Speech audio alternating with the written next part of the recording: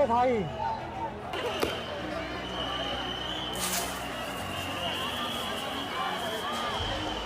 रोका जा रहा है गाइस, उधर हमें मारा जा रहा है। ये देखो गाइस, ये देख रहे हो, यहाँ तक कि हथकंडे अपना जा रहे हैं हमें, ये हमें जाने नहीं दे रहे आगे। सड़क से संसद तक युवाओं की पुकार।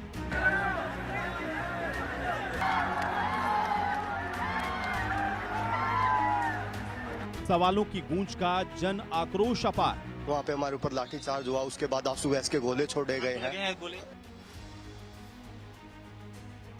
संसद की सुरक्षा सवाल और सियासी वार।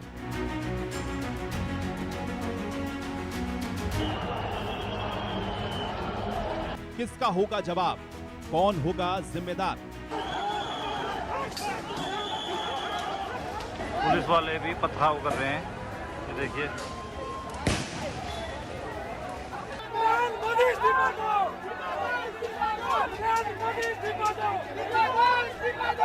संसद से सड़क तक हंगामा ही हंगामा।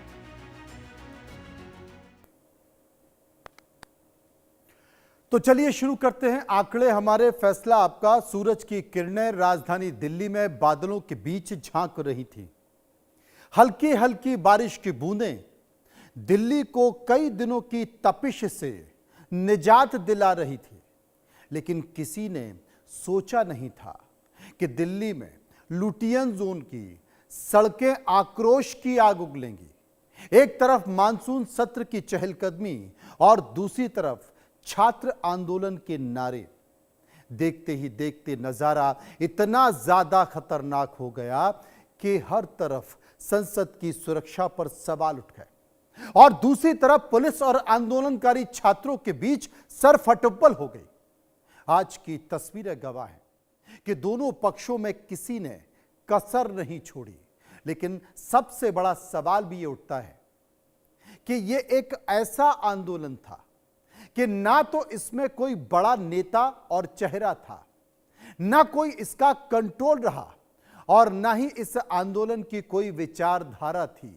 बस एक भीड़ थी, अनियंत्रित युवाओं की भीड़ थी। इस भीड़ में बड़े पैमाने पर वो लोग थे जिन्हें हम आज की भाषा में जेन ज़ी कहते हैं। ऐसा हो सकता है कि जेन ज़ी की कुछ मांगें अपनी जगह सही हों, लेकिन नेपाल की तरह भारत में भी तख्ता पलट करने की बातें क्या उचित है? क्या यह लोकतंत्र के लिए अच्छा है? क्या विरोध करने का यह तरीका होना चाहिए? क्या सरकारों को कुछ मामलों में ज्यादा संवेदनशील होना चाहिए जिससे इस तरह की तस्वीरें ना आ पाए? इन बातों को लेकर हम चर्चा करेंगे। चर्चा करने से पहले कुछ तस्वीरें हैं जिन्हें मैं आपको दिखाता हूं, उसके बाद फिर कुछ बयान।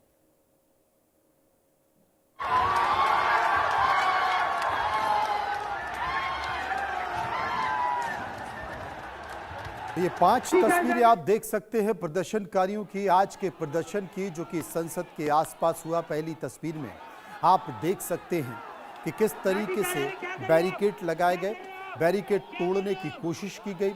छात्र उस बैरिकेड को तोड़कर संसद की तरफ जाना चाहते थे, पुलिस फोर्स रोकना चाहती थी, या जब बात नहीं बन पाई तो फिर लाठीचार्ज हुआ। ये देखिए बैरिकेड को किस तरीके से हिलाने की कोशिश की, लाठीचार्ज किया गया। दूसरी तस्वीर आप देख सकते हैं। दूसरी तस्वीर भी कुछ इसी तरह की दिखाई दे रही है, जिसमें प्रदर्शनकारी और पुलिस के बीच झड़प होती है। झड़प में बाकायदा छात्र आक्रोशित होते हैं और आक्रोशित होते हुए एक पुलिसकर्मी के ऊपर भी यहाँ पर हमला किया जाता है। तीसरी तस्वीर, आंसू गैस के गोले छोड़े जाते हैं, भगदड़ मच जाती है, बड़ी संख्या में भीड़ तितर-बितर हो जाती है। चौथी तस्वीर, जब छात्रों के बारे में ये जानकारी मिली कि वो संसद की तरफ बढ़ रहे हैं, संसद के गेट की तरफ बढ़ रहे हैं, वहाँ पर पहुँच सकते हैं, तो संसद में मौजूद जितने भी सुरक्षाकर्मी थे वो सारे सुरक्षाकर्मी संसद की तरफ गेट पर भागे कि कहीं ऐसा ना हो कि छात्र अंदर आ जाएं और कोई अनहोनी घटना हो जाए।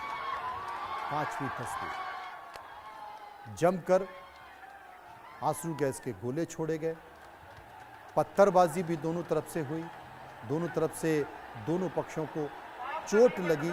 इस बीच ये तस्वीरें आप देख सकते हैं। अब इस प्रदर्शन के दौरान जो प्रदर्शनकारियों ने अपनी बातों का जिक्र किया वो भी एक बार सुन लीजिए। संसद उखाड़ दिया जाएगा, इस्तीफा नहीं मिला तो उखाड़ दिया जाएगा, सब कर दिया जाएगा। नेपाल बना दिया जाएगा, नेपाल नेपाल नेपाल नेपाल बनेगा।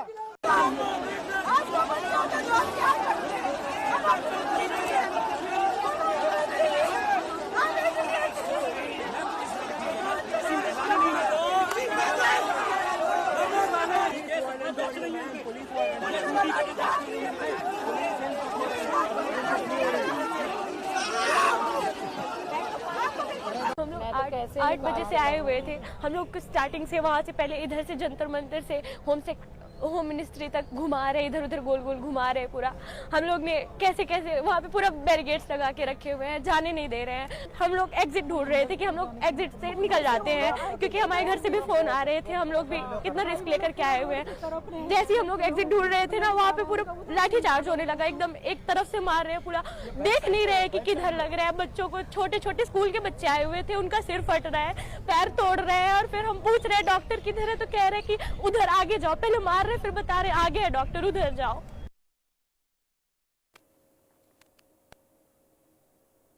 दिल्ली में आज युवाओं का संसद मार्च हुआ। देश भर से आए युवा इस प्रदर्शन में शामिल हुए और पूरी दिल्ली आज जाम में फंसी रही। चारों तरफ अफरा तफरी मची रही।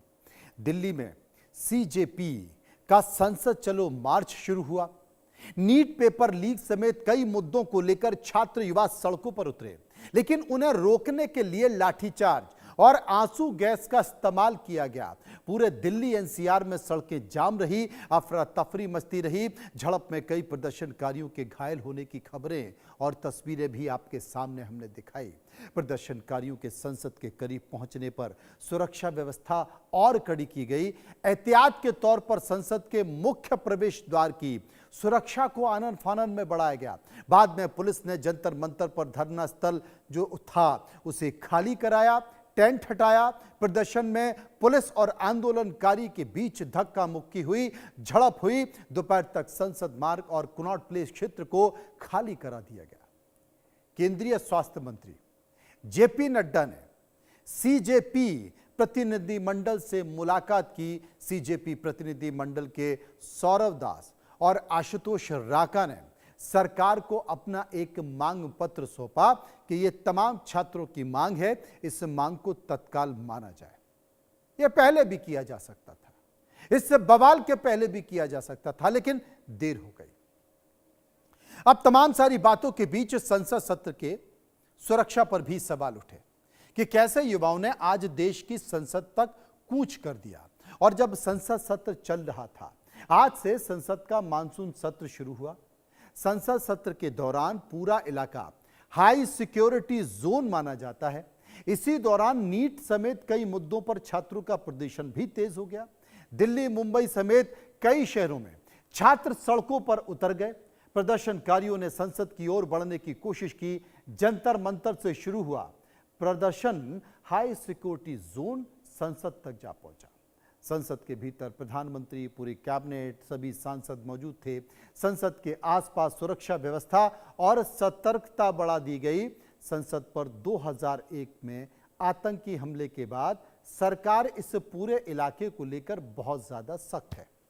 इस प्रदर्शन में नेपाल जैसी क्रांति और तख्ता पलट की बातें भी की गई, जो शायद नहीं होनी चाहिए थी। मांगे अपनी जगह, ठीक है, आप अपनी मांग रख सकते हैं, लेकिन इस तरह की बातें लोकतंत्र के लिए ठीक नहीं है।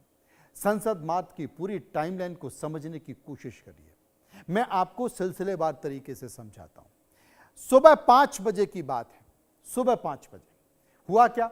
जंतर मंतर और संसद मार्ग पर कड़ी सुरक्षा की गई, बैरिकेडिंग लगाई गई और सबसे बड़ी बात है आरएएफ और अतिरिक्त पुलिस भी यहां पर तैनात की गई। इसके बाद क्या हुआ? जंतर मंतर पर प्रदर्शनकारियों की भीड़ बढ़ना शुरू हो गई। यह करीब करीब 8 बजे की बात है। 9:30 बजे क्या हुआ? संसद मार्च की तैयारियों में तेजी आई, बैरिकेड पर तनाव बढ़ता चला गया और 10 बजे प्रदर्शनकारी संसद की ओर बढ़ने लगे। पुलिस ने बैरिकेड को रोकने की कोशिश की, बैरिकेड लगाए, लेकिन बात बन नहीं पाई। 11 बजे क्या हुआ? 11 बजे की तस्वीर देखिए, जमकर धक्का मुक्की, छात्र और पुलिस के बीच जमकर धक्का मुक्की हो गई, तनाव बढ़ गया, पुलिस को बल प्रयोग करना पड़ा, प्रदर्शनकारी पार्लियामेंट स्ट्रीट तक पहुंचे और 11:30 बजे पार्लियामेंट स्ट्रीट पर झड़प हुई, लाठीचार्ज हुआ, पुलिस और प्रदर्शनकारियों के बीच धक्का मुक्की हुई और प्रदर्शनकारियों के घायल होने की भी खबरें आई। 12 बजे क्या हुआ? 12 बजे संसद क्षेत्र के पास आंसू गैस का इस्तेमाल किया गया। सुरक्षा कारणों से 5 मेट्रो स्टेशन बंद कर दिए गए, जबकि ये मेट्रो स्टेशन पहले ही बंद कराए जाने थे। 1 बजे क्या हुआ? 1 बजे उसके बाद केंद्रीय स्वास्थ्य मंत्री जेपी नड्डा से सीजेपी का डेलीगेशन मिला।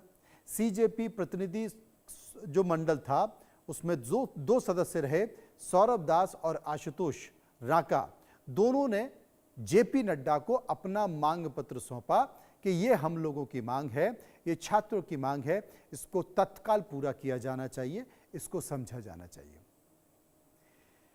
अब कॉकरोच जनता पार्टी के जो प्रतिनिधि हैं, उन प्रतिनिधियों ने जेपी नड्डा से मिलने के दौरान अपना मांग पत्र सौंपा, तो 3 मांगे यहां पर रखी। कौन सी मांगे हैं मैं आपको बता देता हूं।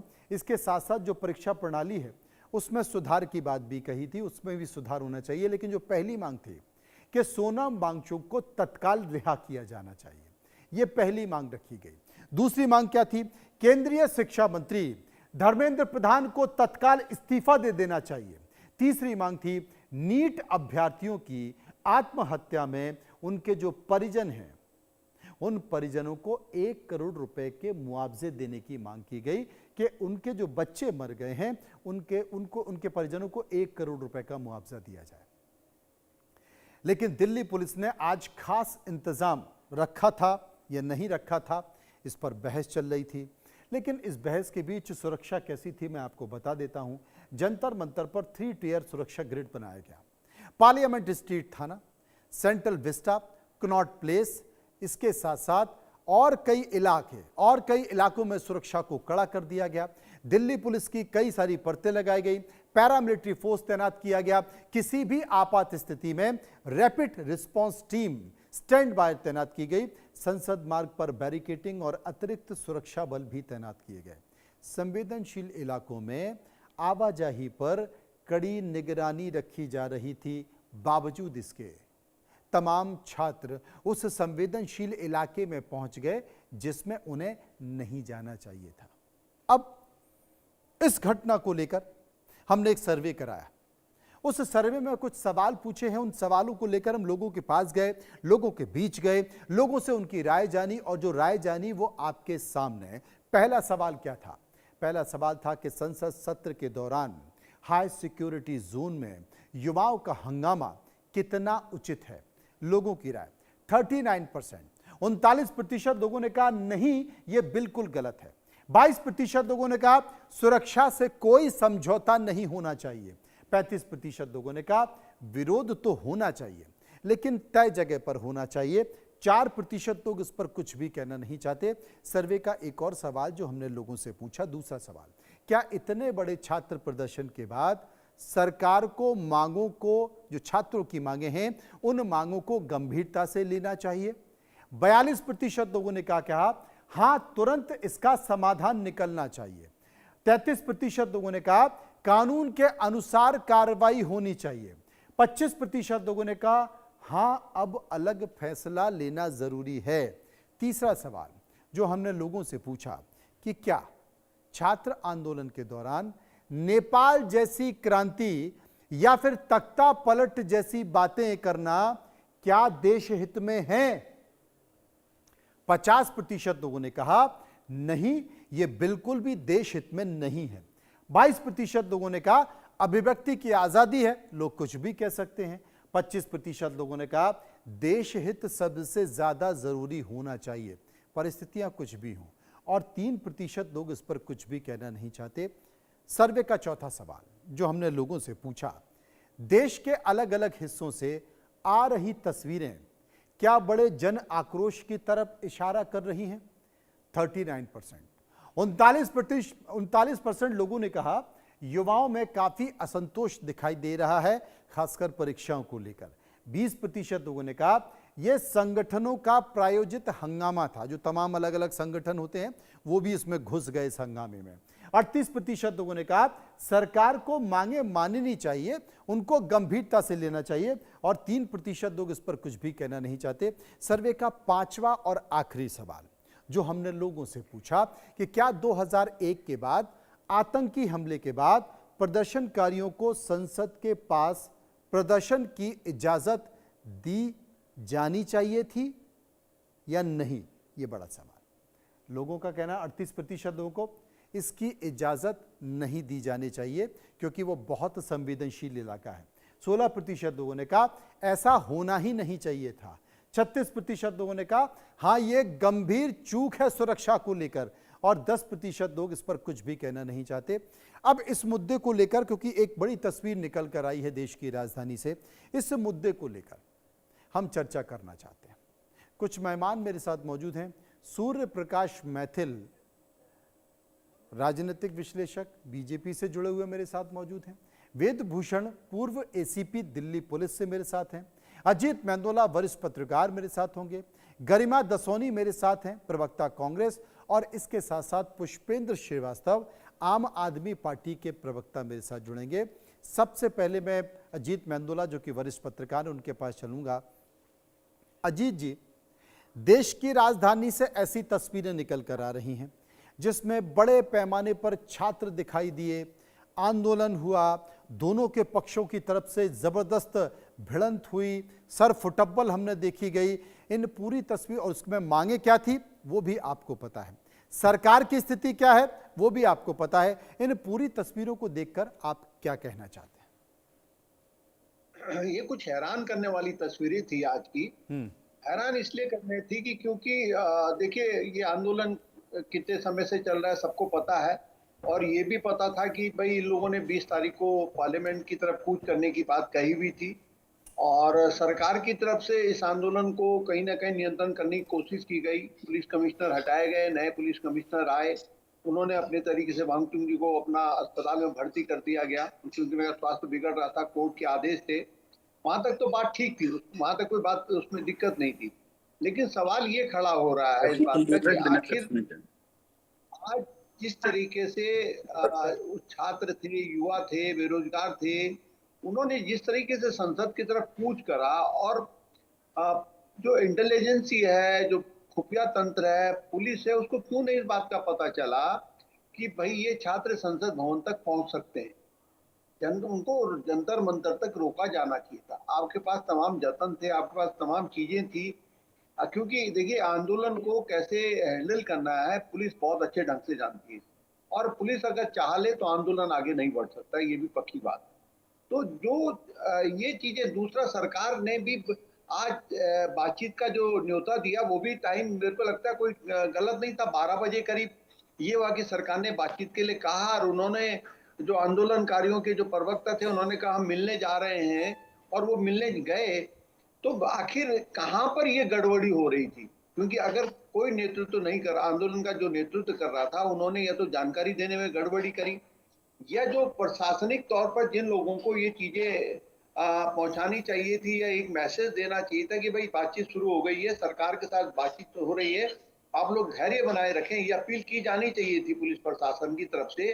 और पता नहीं कहीं ना कहीं कुछ तो गड़बड़ हुआ है मनु जी। और उसके बाद जो देखिए चिंता का विषय सिर्फ एक ही, आंदोलन तो अपनी जगह ठीक है, पार्लियामेंट के अंदर पूरी भारत सरकार थी, पूरा विपक्ष था।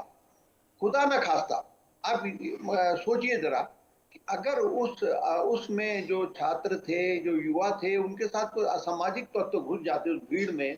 ऐसा नहीं है कि जो बाहरी एजेंसियां हैं वो इसमें कहीं ना कहीं ताक में रहती हैं। भाई देश को अस्थिर करना है, क्योंकि हमारी सरकार बहुत अच्छे ढंग से चल रही है, कोई यहाँ पे दिक्कत नहीं है।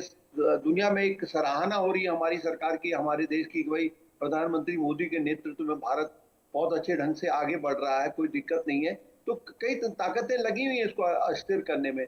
आज उन ताकतों को मैं कह रहा हूँ कि एक प्रकार से मौका मिल गया था।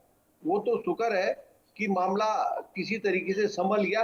लेकिन मेरे सवाल यही है मनु जी कि आखिर जब 12:10 या 12 बजे के आसपास की बात है, जो अपने स्वास्थ्य मंत्री है देश के जेपी नड्डा से मिलने उनके प्रवक्ता जा रहे हैं, वो ट्वीट कर रहे हैं क्यों नहीं प्रशासन की तरफ से बताया गया कि बातचीत का दौर शुरू हो गया है, आप धैर्य बनाए रखें। दूसरा, जो इसके संस्थापक थे जिन्होंने ये पार्टी बनाई, उन्होंने खुद वहां पर पब्लिक के बीच में अपनी भूख हड़ताल तोड़ी। तो मेरा कहने का मतलब ये है कि भाई ये चूक हुई है, इसको स्वीकारना होगा और इसके पीछे इसका एक तथ्यों इसका पता लगाया जाना चाहिए कि आखिर ऐसा क्यों हुआ कि प्रदर्शनकारी तमाम बातचीत के बीच में तमाम चीजें जब रास्ते पे जा रही थी अचानक रास्ते से क्यों भटकी और ये इस तरह के हालात क्यों पैदा हुए। भगवान ने आज जो भी हुआ, ऐसी कोई बड़ी घटना होने से बच गई, सारी चीजें नियंत्रण में रही। नए पुलिस कमिश्नर आए हैं, उन्होंने उन पुलिस कमिश्नर से को भी अब इसका अध्ययन करना पड़ेगा कि भाई उनके मैनेजमेंट में कहाँ कमी रह गई। अजीत मेंदोला जी, मुझे लगता है कि पुलिस कमिश्नर कोई भी अगर आईपीएस बनता है, कोई भी पुलिस अधिकारी बनता है, तो वो अपनी सर्विस के सबसे आखिरी पड़ाव पर होता है और अगर उसे भी अध्ययन करने की जरूरत पड़ जाए या उसे भी सोचने की जरूरत पड़ जाए तो मुझे लगता है कि इसके बाद तो फिर कुछ बचता ही नहीं है। इससे पहले भी तमाम सारे आंदोलन हुए, पहलवानों ने आंदोलन किया था, महिला पहलवानों ने आंदोलन किया था, पुलिस ने तो जंतर मंतर से आगे ही नहीं जाने दिया। इसमें बच्चे कैसे चले गए? वो अबोध बच्चे जिन्हें कुछ नहीं पता, कोई प्लानिंग नहीं है, वो कैसे चले गए? कोई इधर से चले गए, कोई उधर से चले गए, ये मेरी समझ से परे। इसलिए वेदभूषण जी मेरे पास है, उसके बाद मैं अपने राजनीतिक जो पॉलिटिकल गेस्ट हैं उनके पास जाऊंगा। वेदभूषण जी, आपसे समझने की कोशिश करता हूं, इतना संवेदनशील इलाका और जब आतंकवादियों ने संसद पर अटैक किया उसके बाद तो यहां पर बहुत ही गंभीरता से नजर रखी जाती है, लेकिन बावजूद ये जो छात्र हैं ये कोई पॉलिटिकल पार्टी से नहीं है, इन्हें आपके रास्ते और उस तरह की चीजें नहीं पता है, उसके बावजूद भी किस तरीके से आगे बढ़ गए, इतना आगे चले गए, मेरी समझ से परे। क्या इंटेलिजेंस फेल्यूर है? क्या पुलिस की कहीं कोई गलती हो गई, कमी रह गई? मनोज जी, 3.5 साल में एसीपी पार्लियामेंट का मैंने काम किया है, उसके अलावा 3 साल नई दिल्ली डिस्ट्रिक्ट में ही मैं रहा हूं जी, जिसको आप लुटियंस जोन बोलते हैं। वहां पर सेक्शन 163 भारतीय नागरिक सुरक्षा संहिता 12 महीने लगी होती है और पूरे हिंदुस्तान को पता है कि लुटियंस जोन के अंदर खास तौर से जब पार्लियामेंट का सेशन हो, वहां पर पुराने समय में कहा जाता था धारा 144 जो अब 163 है लगी हुई है, वहां पर 5 से ज्यादा आदमी इकट्ठा होने की परमिशन नहीं है। उसके अलावा राजीव रंजन जो एडिशनल सीपी हैं, पीआरओ है दिल्ली पुलिस के, और डीसीपी सचिन शर्मा, उन्होंने तमाम वीडियोस के माध्यम से स्टूडेंट्स को, तमाम नेताओं को अवगत कराया कि पार्लियामेंट सेशन शुरू हो रहा है, इसकी परमिशन नहीं है, आप यहां पर नहीं जा सकते और कॉन्स्टिट्यूशनल आपका राइट है, आप पीसफुल प्रोटेस्ट कर सकते हैं, पब्लिक ऑर्डर को बनाए रखते हुए कर सकते हैं, पब्लिक सेफ्टी का आपको ध्यान रखना है, वाइटल जो नेशनल इंस्टीट्यूशंस हैं जैसे पार्लियामेंट, एयरपोर्ट हैं और तमाम जगह हैं, उनकी भी आपकी जिम्मेदारी है। आप भारत के नागरिक हैं, स्टूडेंट्स के फॉरेनर तो है नहीं, दीप के ठीक है अमेरिका से आए हैं, परंतु जो उनके साथी जो यहाँ बैठे हुए हैं, दिल्ली के अंदर बैठे हुए हैं, ये उनकी भी जिम्मेदारी है। अब 50 से ज्यादा पुलिस वालों के चोट आ गए, क्या पुलिस वालों ने अपने आप को चोट मार ली? क्या ये स्टूडेंट्स थे? किस तरह से सरकारी प्रॉपर्टीज को डैमेज किया गया? लगभग 70 गाड़ियों को नुकसान पहुंचाया गया, जिनमें पुलिस की बसेस, पुलिस की गाड़ियां थी जिनको नुकसान पहुंचाया गया। कुछ ऑफिसर सीरियस कंडीशन के अंदर हॉस्पिटलाइज हैं, तो ये क्या इनको स्टूडेंट कहा जाएगा? इसमें एक बहुत बड़ी साजिश की बू आती है। ये जो पुलिस की जो वर्दी के अंदर जिस तरह से लोगों पर अटैक किया गया, ये आम बात नहीं है, इसके बहुत बड़े लेवल पर प्लानिंग होगी। जिस तरह अभी आपकी डिबेट में बात चल रही थी, जब किसान आंदोलन हुआ था तो उनका इरादा था कि 26 जनवरी की परेड को डिसरप्ट करा जाए, पूरी दुनिया के अंदर एक मैसेज जाए। आज यदि ये पार्लियामेंट के अंदर स्टूडेंट घुस जाते हैं, पुलिस अपनी टैक्टफुलनेस से इनको ना रोक पाती, लाठीचार्ज, गैस अश्रु गैस ना छोड़ती, यदि पार्लियामेंट चले जाते तो भारत की इज्जत कैसे इस दुनिया के अंदर बाहर रहती? तो ये तमाम जो सवाल हैं ये जरूर पैदा करते हैं कि कहां पर जो ठीक है पॉलिटिकल आपके इश्यूज हो सकते हैं। अब जो कांग्रेस जनता पार्टी जो रातों रात खड़ी हो गई, जैसे आम आदमी पार्टी खड़ी हुई थी, उसका साथ देने के लिए एसएफआई आ गई, आईसा जैसे संगठन वहां पर आ गए, तमाम पॉलिटिकल पार्टीज के नेता। ये कहना गलत है कि केवल स्टूडेंट थे, अरे पॉलिटिकल पार्टीज के नेता आकर उसमें शिरकत कर रहे हैं, उनको प्रमोट कर रहे हैं।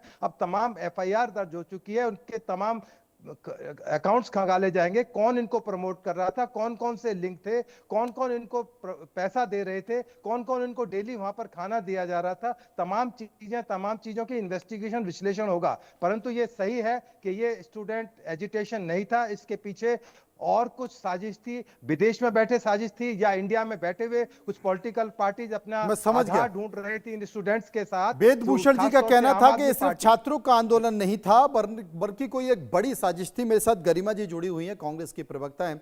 गरिमा जी, इस आंदोलन को लेकर आपकी राय? नहीं, बिल्कुल मैं सहमत नहीं हूं वेद प्रकाश जी की बातों से। देखिए, ऐसा इस आंदोलन को देखकर लग रहा है कि देश राजनीतिक परिवर्तन नहीं, वो व्यवस्था परिवर्तन चाहता है। वो जाग गया है, वो सवाल पूछना चाहता है। ये युवाओं के अंदर आक्रोश है, उनकी आकांक्षाएं हैं जो ये सरकार पूरी नहीं कर पा रही है। दावे और वादे तो बहुत बड़े बड़े थे 2014 के समय पर, जब ये प्राइम मिनिस्टर वेटिंग थे, लेकिन उसके बाद भी लगातार ये 2014 से पहले और बाद में रुके नहीं। इनके दावे इतने टॉल प्रोमिसेस होते हैं, 2 करोड़ नौकरियां सालाना दूंगा, हवाई चप्पल वाले को हवाई जहाज में बैठा दूंगा, किसानों की आय दुगनी कर दूंगा, मेरे सांसद गांव गोद लेंगे और गांव का कायाकल्प हो जाएगा, 100 स्मार्ट सिटीज बना दूंगा। तो ये जो वादे हैं, और ये तो मैं केवल टिप ऑफ द आइसबर्ग आपको बता रही हूं, वादे तो और इतने हैं कि सुबह से शाम हो जाए। ये भारतीय जनता पार्टी जब अपेक्षाओं पर खरी नहीं उतरी और जो चर्चा आप सदन में नहीं कराएंगे, तो फिर सड़क पर उतरने के अलावा जनता के पास चारा क्या बचता है। यहां पर मैं ये जरूर बात कह दूं कि नेपाल बना देंगे, ये बना देंगे, इन सारी बातों से मैं बिल्कुल सहमत नहीं हूं। लेकिन ये जरूर है कि व्यवस्था में परिवर्तन, आखिर ये युवा चाह क्या रहे हैं, इन युवाओं की डिमांड क्या है? इनकी डिमांड है गुणवत्तापरक शिक्षा और पारदर्शी परीक्षाएं। यही तो 2 बातें ये कर रहे हैं। लेकिन आप 152 परीक्षाएं लीक होने के बावजूद भी अपने शिक्षा मंत्री से इस्तीफा नहीं दिलवा पा रहे हैं या उसको डिबार नहीं कर पा रहे हैं। ये कौन सा लालच है, ये कौन सा मोह है? क्या धर्मेंद्र प्रधान इस देश के युवाओं से ज्यादा, जो हम सबसे युवा देश हैं इस पूरी दुनिया में, आप सोचिए 152 पेपर लीक की बात मैंने आपको बता दी। उसके अलावा आप देखिए कि कभी किसानों पर राजनीति हो रही है इस देश में। किसानों की चर्चा हम बाद में कर लेंगे। सूर्य प्रताप मैथिल से ये जवाब मांग लेंगे। सूर्य प्रकाश जी, अगर छात्र ये मांग कर रहे हैं, छात्रों की मांग है, इसमें तो साफ तौर पर दिखाई दे रहा है कि शिक्षा में, शिक्षा व्यवस्था में बहुत सारी कमियां हैं, वो तो दिखाई दे रहा है। तो गरिमा जी जिस बात का जिक्र कर रही हैं, उस पर आपकी राय? तंत्र की अभिव्यक्ति है और ये संविधान मूल्यों की रक्षा है। पहले इनको चुप कराइए, तभी तो बोल पाऊंगा मैं। हो गई चुप। धन्यवाद। चुप होने के लिए नहीं आई हूँ भाई साहब, चुप होने के लिए नहीं आई हूँ, बात ही रखने के लिए आई हूँ। ये कोई तरीका नहीं है, ये कोई तरीका नहीं। क्या राजनीति की विश्लेषणा करेंगे आप? जब एक महिला से बात करने का आपको तमीज नहीं है, इनको चुप कराइए। नहीं, ये किस तरह से बात कर रहे हैं आप? कोई सड़क पे पड़ी हुई महिला हूं क्या मैं? इनको चुप कराइए। नाम आपको दिखाई पड़ रहा है मेरा, और थोड़ा सा तमीज से बोल सकते हैं आप। क्या विश्लेषण करेंगे आप इस पूरी डिबेट में? आपका तो पूत के पांव पालने में दिख गए, एक महिला से बात करने की तमीज आपको नहीं है। क्या होता है ये? इनको चुप कराइए। Who am I? Any Tom Dick and Harry. एक सबसे पुराने दल की सम्मानित प्रवक्ता हूं, उस लिहाज से बात कीजिए। हो गया मैथिल जी? चलिए अब शुरू हो जाइए। धन्यवाद। और आशा करता हूं कि आप मुझे सुरक्षा प्रदान करेंगे मेरे को बोलने के लिए। हाँ, सभी को सुरक्षा की जरूरत है भाई साहब। आज के रेजिम में तो सबको सुरक्षा की जरूरत है। नहीं, सूर्य प्रकाश मैथिल जी, अगर देखिए, इतनी मैं आपको गारंटी दे सकता हूं कि गरिमा जी अगर वहां से कुछ फेंक कर मांगेंगी तो आपके सर पे लगेगा नहीं, ये मेरी गारंटी है। चलिए शुरू हो जाइए। धन्यवाद। पहले तो आपको और पूरे देश को भारत माता की जय, वंदे मातरम।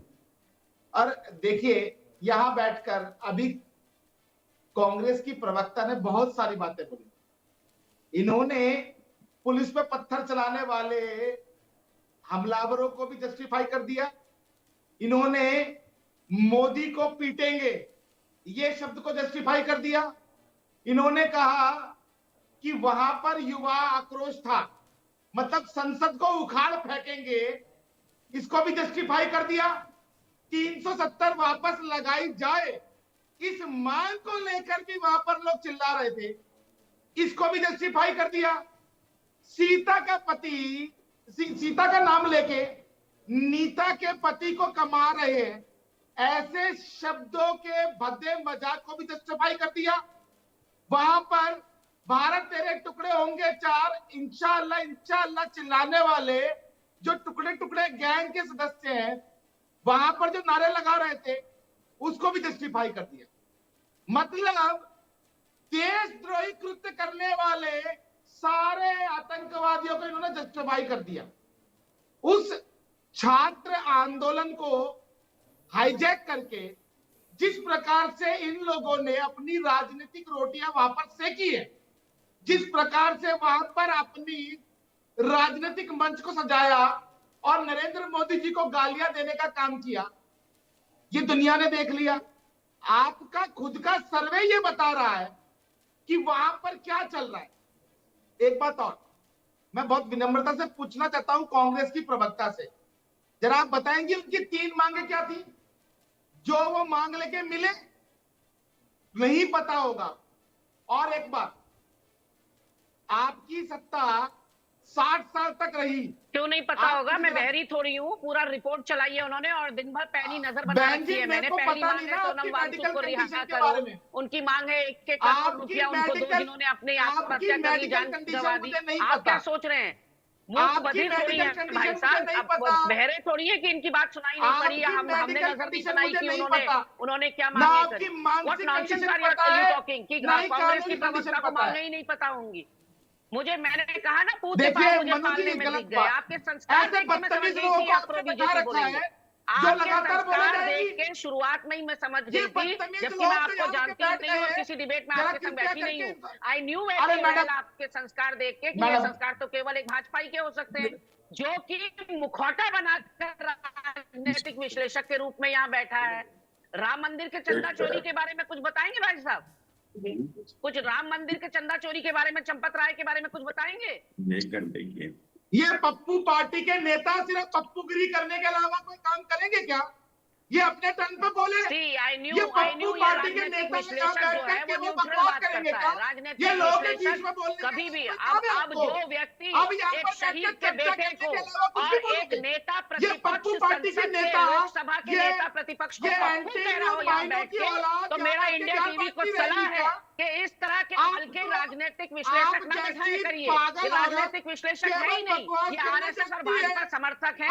इनके नीचे वही लिखिए, ये कुछ की जरूरत नहीं है। भाजपा का प्रवक्ता यहाँ इस प्रकार के बदतमीज लोग, तो इसलिए आपने भाजपा के प्रवक्ता को यहाँ इस प्रकार के बदतमीज लोग, वरना 2 राजनीतिक विश्लेषकों की जरूरत थी नहीं। पत्रकार मेरी बहन जी के ये इतना हल्का व्यक्ति है जिसको आपने पैनल में बिठाया हुआ है, जो साफ तौर पर नेता प्रतिपक्ष जैसे सम्मानित पद को, लोकसभा के नेता प्रतिपक्ष हैं, शहीद के पोते हैं और शहीद के बेटे हैं, उस व्यक्ति को जो आदमी यहाँ पप्पू कह रहा हो, क्या वो इंडियन टीवी को लगता है वो राजनीतिक विश्लेषक बनाने लायक है? क्या शब्दावली है ये? क्या भाषा शैली है? क्या ये संसदीय शब्द है?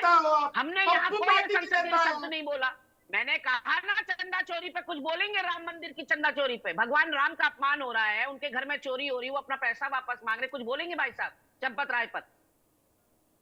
तो मैं एक मिनट आम आदमी पार्टी के प्रवक्ता भी मेरे साथ मौजूद हैं। पुष्पेंद्र श्रीवास्तव मौजूद हैं, आम आदमी पार्टी के प्रवक्ता पुष्पेंद्र श्रीवास्तव हैं। महतो साहब थोड़ा ठंड रखिए, उनके पास भी चलते हैं, जरा उनसे भी तो समझ लें कि जो प्रदर्शन हुआ इसको वो कैसे देखते हैं, क्योंकि अरविंद केजरीवाल के काफी वीडियो मैंने देखे हैं। पुष्पेंद्र जी, मैथिल जी थोड़ा पानी वानी पी लीजिए, आपके पास आता हूं मैं। इनके राज में कभी कुछ हुआ? ये बैठ के ज्ञान बांट रही है, बैठ के दूसरों के टाइम पे बोल रही है। इनको इतना सेंस नहीं है कि अपने टाइम पे बोलना चाहिए। अरे मैथिल जी, बीपी बहुत बढ़ रहा है आजकल, मौसम वैसे भी ठीक नहीं चल रहा, पानी पीजिए जब तक मैं आम आदमी पार्टी के नेता से बात करके आता हूँ। इन जैसे बदतमीजों को बैठाकर आपने डिबेट को खराब करना है तो अच्छी बात है। नहीं मैथिल जी देखिए, उनको तो आपने बदतमीज कह दिया, लेकिन आपने शुरुआती ये कह दी कि मुझे इनका मेंटल स्तर नहीं पता कि क्या है, तो आपने शुरुआती खुद ही उनको छेड़ दिया।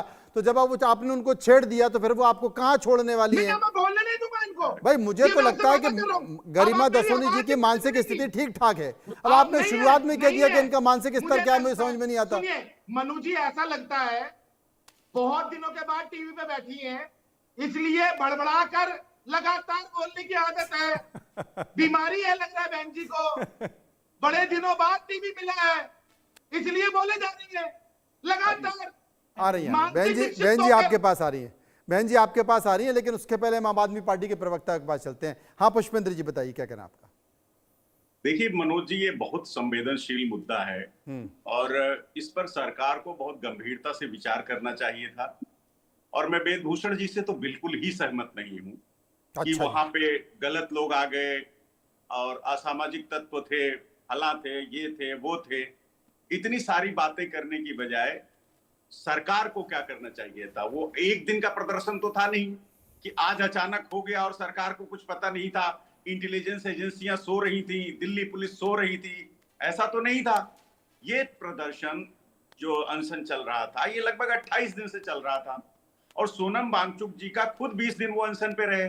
20वें दिन उनको बहुत ही अशोभनीय तरीके से मोदी की दिल्ली पुलिस ने एक कमजोर व्यक्ति, एक बीमार व्यक्ति जो लगातार खाए पिए बिना भूख हड़ताल पे बैठा है, उसको जोर जबरदस्ती करके, जिसको बाकायदा स्ट्रेचर पे हॉस्पिटल ले जाना चाहिए था, उसको लगभग घसीटते हुए दिल्ली पुलिस लेकर के जाती है, उनका अपमान करती है।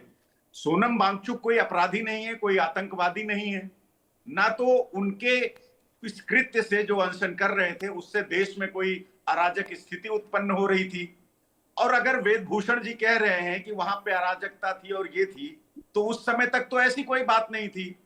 और आज के प्रदर्शन की बात करूं तो उसमें बहुत सारे लोग ऐसे भी दिखाई दिए, मीडिया रिपोर्ट्स में ही दिखाया गया है कि आरएएफ और तमाम जो हमारी एजेंसियां हैं उनकी वर्दी में लोग थे जिनकी नेम प्लेट तक नहीं थी। तो हम भी ये बात कह सकते थे कि हो सकता है कि उसमें भारतीय जनता पार्टी और आरएसएस के प्रायोजित गुंडे हों जो उस वर्दी को पहन के आए थे। शर्मा जी, मैं एक बार इंटरव्यू करना चाहूंगा। शर्मा जी, सर सारी पहचान तो नेम प्लेट ही होती है ना मनोज जी। आप बताइए, अगर वेदभूषण बताएंगे, क्योंकि आपने प्रत्यक्ष तौर पर उनके सवाल उठा दिया है। वेदभूषण जवाब देंगे। श्रीवास्तव जी को जवाब देता हूँ, थोड़ा ध्यान से सुनिए, आपको बहुत दर्द होने वाला है। आप शीश महल पार्टी को बताता हूँ, पहले शीश महल पार्टी को पहले नंगा करता हूँ। मैं किसी को बीच में नहीं बोलता हूं। शराब के बदले एक बोतल शराब के बदले शराब। अब आप सुन लीजिए, अब आपको जो हाई कोर्ट के ऑर्डर है, आप कोर्ट का नहीं मानते। हाई कोर्ट के आदेश के बाद उनको वांगचुक को अस्पताल शिफ्ट किया गया है। उनकी पत्नी अस्पताल जाने के लिए अदालत में गई थी। आप अदालत पर विश्वास नहीं करते, इलेक्शन कमीशन विश्वास नहीं करते, आप केवल शीश महल में विश्वास करते हैं। शराब की एक बोतल के अभी पंजाब में भी जाने वाले हो आप पंजाब में भी जाने वाले हो, आप हाशिए पर आ जाओगे। आप पुलिस पर सवाल उठा रहे हो, दिल्ली पुलिस पर सवाल उठा रहे हो, जिनके 50 आदमी इंजर्ड हुए। आपको शर्म है? आपको कोई शर्म आती है? 50 मुझे लगता है थोड़ा दूसरी दिशा में जा रहे हैं, दूसरी दिशा में जा रहे हैं। पुष्पेंद्र जी रुकिए, वेद जी रुकिए, पुष्पेंद्र जी रुकिए, वेद जी रुकिए, वेद जी रुकिए, वेद जी रुकिए, मुझे बड़ी शर्म आती है। वेद जी रुकिए। मुझे लगता है कि दोनों व्यक्तिगत हो गए हैं। मेरी बात सुनिए, मेरी बात सुनिए, मेरी बात सुनिए, मेरी बात सुनिए, मेरी बात सुनिए। देखिए, चिंता इस बात की नहीं है, चिंता इस बात की नहीं है कि छात्र सड़कों पर उतरे हैं। अरे मेरी बात सुन लीजिए, अरे वेद जी सुनिए, व्यक्तिगत मत लीजिए, पुष्पेंद्र जी व्यक्तिगत दीजिए। हम चर्चा इस बात को लेकर कर रहे हैं, जो तस्वीर घटित हुई है उस बात को लेकर चर्चा करिए। देखिए, इस देश में जितने भी बड़े आंदोलन हुए हैं, उन आंदोलन के पीछे छात्र ही रहे हैं, लेकिन छात्र पीछे रहे हैं। उस आंदोलन में चेहरे बड़े रहे हैं, बड़े लोगों ने दिशा रही दी है, उसमें एक विचारधारा थी, उसकी एक दिशा थी। चिंता इस आंदोलन की यह है कि इस आंदोलन में, मेरी बात सुनिए, इस आंदोलन में युवा हैं, इस आंदोलन में छात्र हैं। इस आंदोलन को भाई साहब लीड कौन कर रहा है? इस आंदोलन को लीड कर रहा है एक विदेश में रहने वाला युवा, जिसको इस भारत की संवेदनशीलता के बारे में शायद उतना ज्ञान नहीं हो। अच्छा, उसकी कोई विचारधारा भी नहीं है। अब छात्रों की पीड़ा है, छात्रों की पीड़ा परीक्षा को लेकर है, छात्रों की पीड़ा शिक्षा प्रणाली में अव्यवस्था को लेकर है। सरकार को इसको ध्यान देना चाहिए, लेकिन मेरी बात सुन लीजिए, सरकार को इसको ध्यान देना चाहिए। यह बड़ा संवेदनशील मुद्दा है, लेकिन आपने तमाम युवाओं को, छात्रों को आह्वान करके वहां बुला तो लिया, लेकिन उन्हें रास्ता कौन दिखाएगा? क्या वहां एक भी आदमी ऐसा था जिसकी एक आवाज पर सारे लोग रुक जाएं और जिसकी एक आवाज पर सारे लोग बढ़ जाएं, एक भी आदमी ऐसा नहीं था। अगर वो आंदोलन बिगड़ जाता, अगर उसकी दशा दिशा खराब हो जाती, तो तमाम ऐसे छात्र छात्राएं जो इस देश का भविष्य हैं वहां पर खड़े होते। भगवान ना करे अगर कोई दुर्घटना हो जाती, 2, 4, 10, 20 लोगों के साथ दुर्घटना हो जाती, कौन जिम्मेदार होता? मैं पूछना चाहता हूं, कौन जिम्मेदार होता? यह सबसे बड़ा सवाल है कि इसकी कोई विचारधारा नहीं है, कोई चेहरा नहीं है और यह अनगाइडेड आंदोलन है। मुझे केवल इस बात की चिंता है, छात्रों की मांगों से परेशानी नहीं है, सरकार को भी गंभीरता से लेना चाहिए। बोल रहे हैं मनोज जी, सुनिए। हाँ सुनाइए, बोलिए, सुनाइए, बताइए। मनोज जी सुनिए। हाँ सुनाइए। विचारधारा थी, आम आदमी पार्टी क्या विचारधारा बताइए मुझे। अरे आप इनको चुप कराइए, पहले भारतीय जनता पार्टी वेद प्रकाश जी एक बार सुन लेते हैं, एक बार उनकी बातों को सुन लेते हैं। वेद जी सुन लेते, क्या कहना चाह रहे हैं पुष्पन जी? हाँ बताइए। आम आदमी पार्टी के पीछे से काम कर रही है। विचारधारा नहीं थी, क्या विचारधारा बताइए।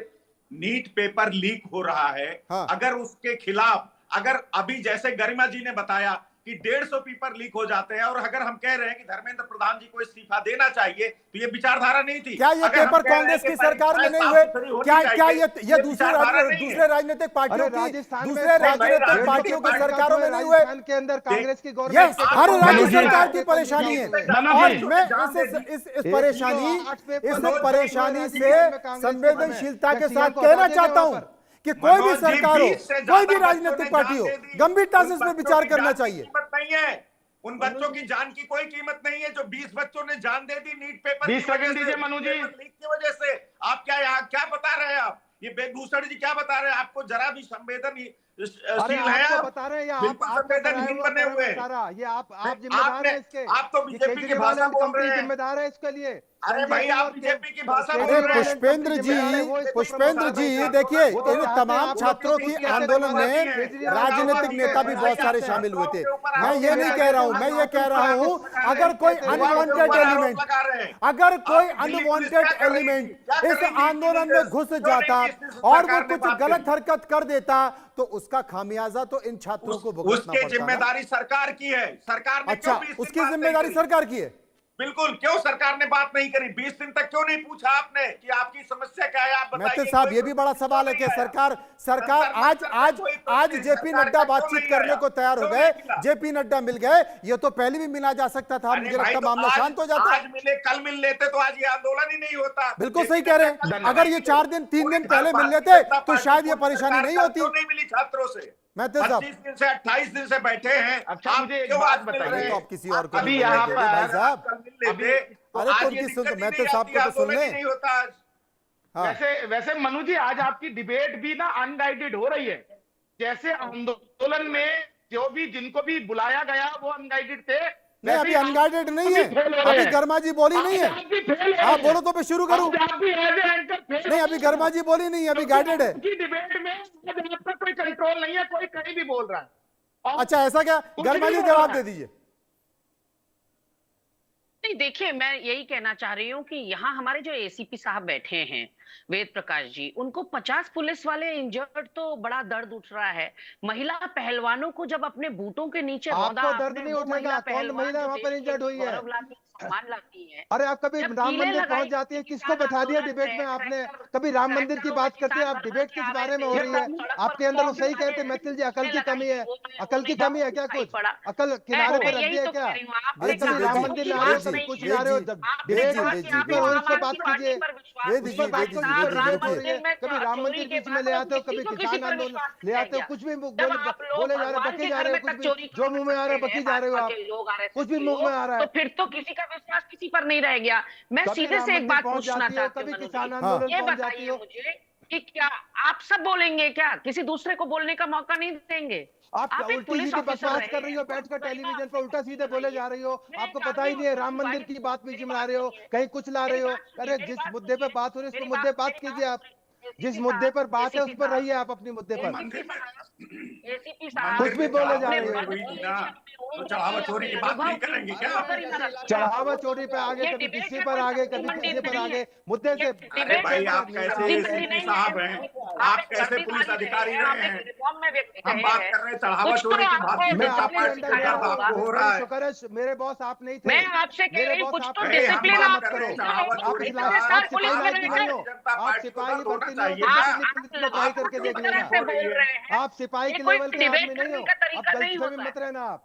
आप मेरे ऊपर छोड़ दो। सरकार में नौकरी करके आया हूँ, रिटायर हुआ हूँ सम्मान से। आप सिपाही के लायक नहीं हो, कांस्टेबल भर्ती नहीं हो सकते दिल्ली पुलिस में। आप आम आदमी प्रवक्ता बन गए तो इसका मतलब ये नहीं कि आप बहुत बड़े ज्ञानी हो गए हो। भैया, बहुत बड़े भैया, ज्ञानी नहीं हो। चढ़ावा चोरी पे हम बात कर रहे हैं, तो आपको तकलीफ क्यों हो रही है? जोड़कर निवेदन है, व्यक्तिगत हो रहे हैं। अजीत मंदोला मुस्कुरा रहे हैं। मैं उनके पास चलता हूँ। अजीत जी, मैं आपसे एक बात पूछना चाहता हूँ। अजीत जी, मैं आपसे एक बात पूछना चाहता हूँ। ये जो घटनाक्रम हुआ, अभी आम आदमी पार्टी के जो प्रवक्ता बात कर रहे थे कि भाई 3 दिन पहले अगर बात कर ली जाती, 4 दिन पहले बात कर ली जाती, तो शायद ये नौबत नहीं आ पाती। और ये पता था कि संसद का सत्र शुरू होने जा रहा है, संवेदनशील मामला है, संसद का सत्र बहुत महत्वपूर्ण है, कई महत्वपूर्ण बिल आने वाले हैं जो कि आगे आने वाले समय में देश की राजनीतिक दशा दिशा तय करेंगे। तो मुझे लगता है कि 2-3 दिन पहले अगर बात करके इन बच्चों की मांगों को मान लिया जाता, समझा लिया जाता, तो शायद चीजें बेहतर हो जाती।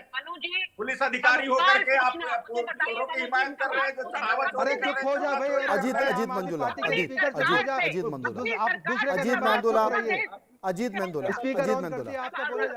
अरे वेद जी रुकिए, थोड़ा व्यक्तिगत मत होइए एक बार। वेद जी थोड़ा सा, हाँ अजीत मंदोला बोले जा रहे हैं।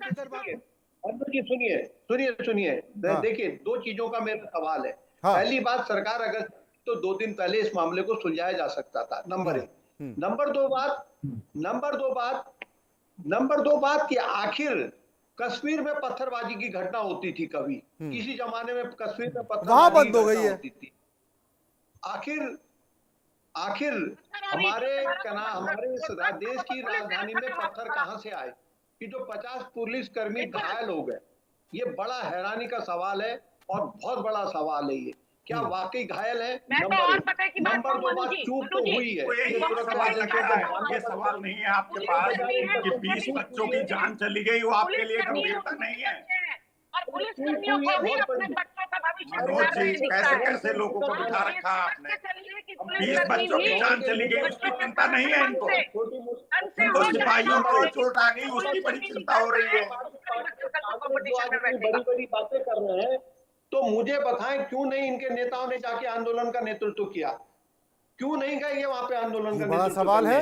अरविंद केजरीवाल को नेतृत्व करना चाहिए, राहुल गांधी को जाकर वहां बैठना चाहिए, और आज अगर नहीं बैठ पाए तो कल से देश भर में कांग्रेस को घोषणा कर देनी चाहिए कि चलो जंतर मंतर। एक राजनीतिक पार्टी, राजनीतिक रोटियां मनोज भाई, एक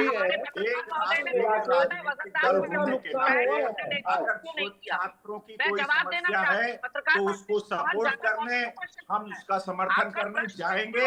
हमारे नेता अरविंद केजरीवाल जी गए, हमारे नेता मनीष सिसोदिया जी गए, पूर्व मुख्यमंत्री आतिशी जी गई। हम समर्थन करेंगे, हम राष्ट्रीय पार्टी हैं, हमारा राजनीतिक नैतिक दायित्व है, हम सपोर्ट करेंगे छात्रों के आंदोलन को। आपके पेट में क्यों दर्द हो रहा है? दूसरी बात, आपको 20 बच्चों की जान चली गई, उस पर बिल्कुल तकलीफ नहीं हो रही है, और अगर सिपाहियों को चोट लग गई, हम उसकी भी कड़ी निंदा करते हैं, लेकिन आप भी तो कम से कम इतनी संवेदनशीलता दिखाइए राजनीतिक विश्लेषक महोदय और एसीपी साहब।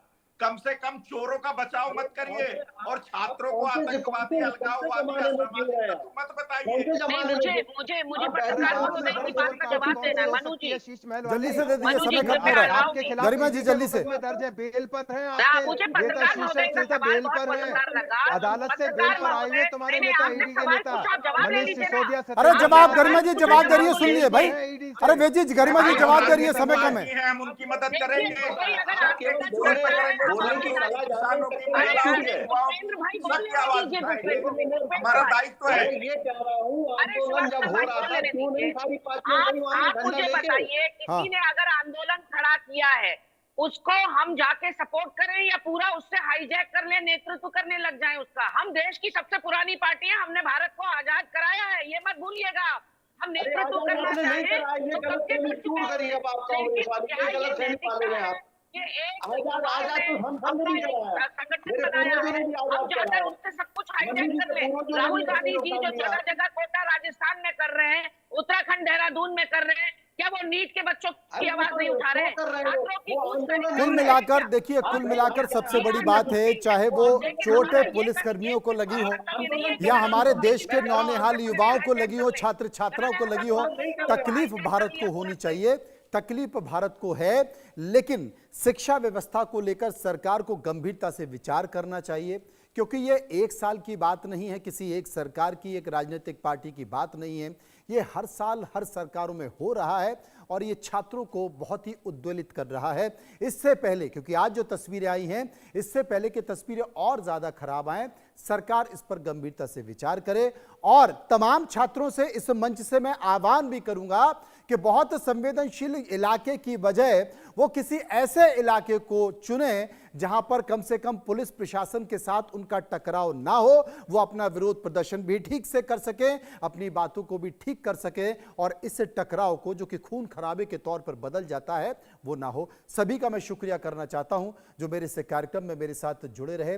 फिलहाल तमाम बातों के साथ साथ ये कहा जा रहा है कि अभी आंदोलन और जारी है, कुछ और मांगे हैं। इसे लेकर सोनम वांगचुक ने भी कहा है कि अभी मेरा आंदोलन जारी रहेगा। तो इंतजार करते हैं, देखते हैं कि बात कहां तक पहुंचती है। फिलहाल इतना ही, बाकी खबरों के लिए चलते रहिए इंडिया न्यूज के साथ। मुझे दीजिए इजाजत, नमस्कार।